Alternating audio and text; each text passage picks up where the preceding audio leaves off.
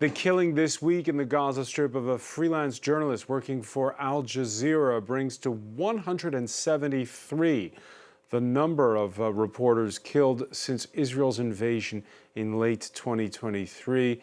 Israel, which refuses to let foreign reporters into Gaza. With us, Laurent Richard, co-founder of the investigative unit Forbidden Stories. Thanks for being with us. Thank you for having me. And you've been working on this issue of the targeting of journalists. Yeah, it's an entire team with 12 news organizations coordinated by Forbidden Stories, where the goal was to investigate how some journalists were targeted by the Israeli So army. not just collateral damage, but actually targeted. Yeah, actually, we see a kind of pattern from the Israeli army in the way journalists lost their life. Some of them have been killed by drones, as others were killed by some snipers. And so for some of those cases, we were investigating, in what kind of condition specifically they were killed. And what we are revealing today, that we are revealing, for instance, the case of Fadi al-Waidi, who was in reporting from an area that was where the combat was not supposed to happen. He was not in what we call the evacuation area, evacuation zone, and he was shot, and now he's paralyzed. And so we investigate using modelization, using 3D, using open source investigation, using satellite pictures, drone pictures, and we were able to identify from where the shooting happened, and a series of elements and evidences convincing, and we can tell with a high degree of confidence that he was really targeted. He was really targeted, and you're saying there's lots of instances of that among those 173. Yeah, there are. What we see as well, that it's a global war against access to information. There you can see journalists being targeted, but as well the newsroom being targeted. You can see as well some shutdown where you don't have any kind of access to information. You can see as well how some journalists using drones have been systematically targeted as well.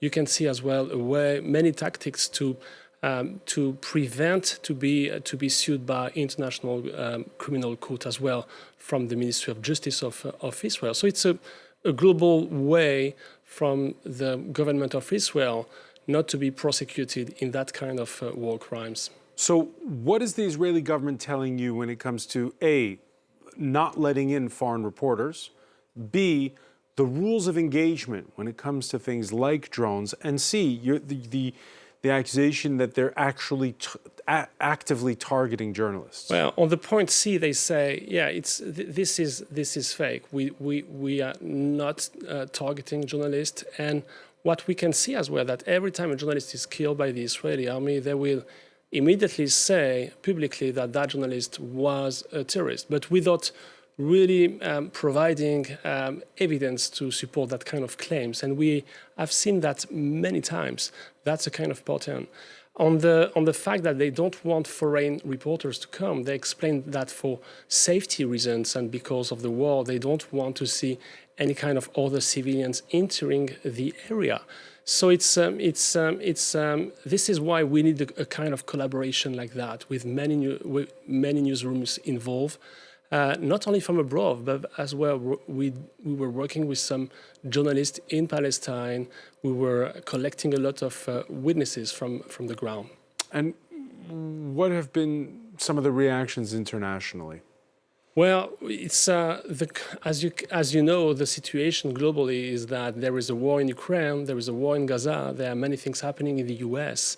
So what we can see, that there is a high level of impunity globally when we talk about crimes committed against reporters. When it goes to the Gaza situation, more than 170 journalists have been killed since October 23. And the level of accountability is extremely low. We don't have any kind of answer or investigation. So the international reaction is sometimes strong. It depends country by country. But as a journalist, and I'm leading an organization of journalists, the thing we need is to go on the field and to be able to report from the field for the public interest. The journalists are survivors amongst the survivors here. They're here to tell the stories of what is happening. They try to use their drone to show the damages of the war. And if you don't have any kind of witnesses, if you don't have any kind of journalists in a war, in a conflict, then there is a big risk that you can see a lot of war crimes being multiplied with impunity. And this is why journalism is so crucial in a period of conflict. And Laurent Richard, your report is available on the Forbidden Stories website. Many thanks for being with us here on France 24. Thank you so much.